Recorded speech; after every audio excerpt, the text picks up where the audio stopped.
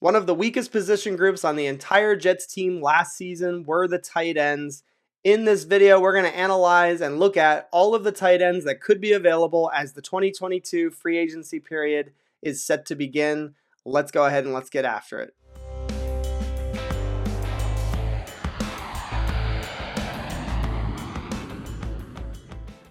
Before we get into the video, if I could get you to please jet up the like button, and if you're new here and you enjoyed the content, please consider subscribing to the channel. I want to let you know we'll be live this upcoming Wednesday night. We'll be live streaming and discussing all things Jets offseason. The link for that stream will be in the description. Before we can look forward to some of these tight ends that could be available in free agency, I do think it's important that we look back and we reflect on the 2021 New York Jets tight ends. So I combined the numbers of all three of these tight ends, Ryan Griffin, Tyler Kroft, and Kenny Yeboah. And when you total their numbers together, all three of them, it totals for 45 receptions for 470 yards and 3 touchdowns. Now, if I told you that that was our tight end ones numbers, you wouldn't be necessarily completely disgusted with those stats. But you wouldn't be thrilled either. And the fact that it takes 3 tight ends to get that much production really says all that needs to be said. The Jets must overhaul, redo, and scrap this old tight end room and really bring in some new blood. And that includes tight ends in free agency and in the NFL draft. And I think it would be a drastic mistake for Joe Douglas to enter the NFL draft without having addressed it with some veterans that really provide not only day one experience and day one production, but just also leadership. Because again, we know we're going to probably take one in the draft. And I think it would be a mistake, no matter who you took in that draft class, to count on them being the tight end one. So let's not waste any more time. Let's get right into the list.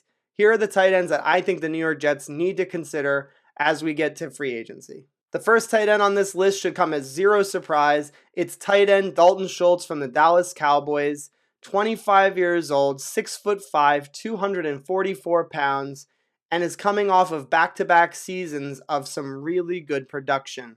Over 600 yards and 4 touchdowns in 2020, over 800 yards and 8 touchdowns in 2021. So he not only did a great job in 2020, he took it a step further, maximized his opportunities, and is now looking at a pretty good payday here. And I think that's where the question begins. Will Joe Douglas be willing to shell out $10, $11, $12 million per year for tight end Dalton Schultz? I don't know what the price is going to be, and I don't know if Joe Douglas will be willing to spend that money. Kind of like the Dallas Cowboys, I'm not really sure if it's a guarantee that he even hits the market. If the Cowboys elect to keep him, obviously he's off the table. The Dallas Cowboys and the New York Jets and all of the teams that are hungry for a tight end, they may all look to the tight end draft class and say to themselves, let's just go ahead and save some money, get a really, really good tight end in the mid rounds, and just work from there. So it's going to be very interesting to see if Dalton hits, because I think he is, again, the receiving threat that he provides is excellent. And he's a versatile blocker as well. The Jets it would be a slam dunk if they were able to land Dalton Schultz. The next player on this list is actually my personal favorite for the New York Jets to get in free agency. This is the guy I'm hoping for, and that's going to be tight end David Njoku of the Cleveland Browns. Let's bring the New Jersey native home. He's 6'4", 246 pounds, and he has got so much athleticism and a lot of talent. This is a guy that the Browns were writing off as a bust after the 2019 season, and he came into 2020. He asked to be traded. They obviously did not do that, and he was one of the better blocking tight ends, and this is something that people don't talk a lot about. He graded out as one of the better blocking tight ends in the entire National Football League that season. So this is not a one-trick pony. This is not just a guy who's going to be a receiving threat. There's a guy on the list later that you'll see who is one-dimensional, and that is not David Njoku. So you were looking at the age, you're looking at the athleticism. I think he fits the scheme exactly the way we need him to be. Being able to block, being able to stretch the middle of the football field, I think that he would be a fantastic target for the New York Jets to add. And again, by signing him, you're not eliminating the possibility of also drafting one. This is not a one-stop shop type of situation. The Jets do need to double dip at the tight end position. Tight end David Njoku, he tops my list if we're not able to land Dalton Schultz. Tight end Gerald Everett of the Seattle Seahawks, 28 years old, 6'3", 240 pounds.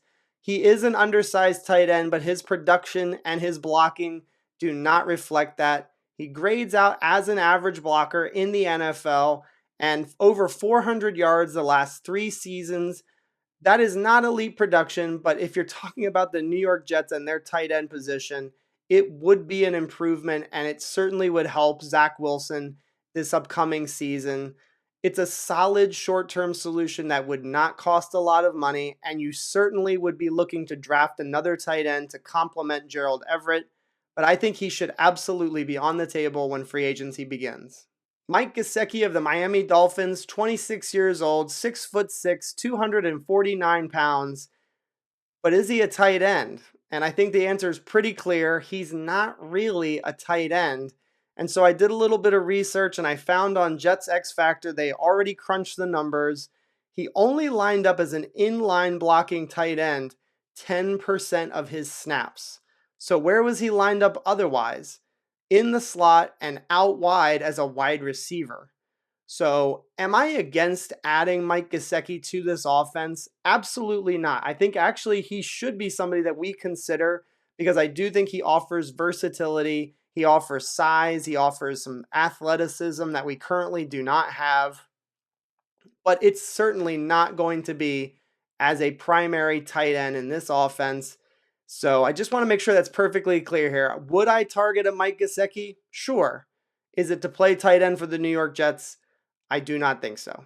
Minnesota Vikings Tyler Conklin, who's going to be 27 years old in 2022, is 6'3", over 250 pounds, and he is a complete tight end. This is a guy that offers upside in the blocking game and in the receiving game, and he kind of broke out this past year when Irv Smith got hurt and had over 60 receptions, almost 600 yards, and a couple of touchdowns.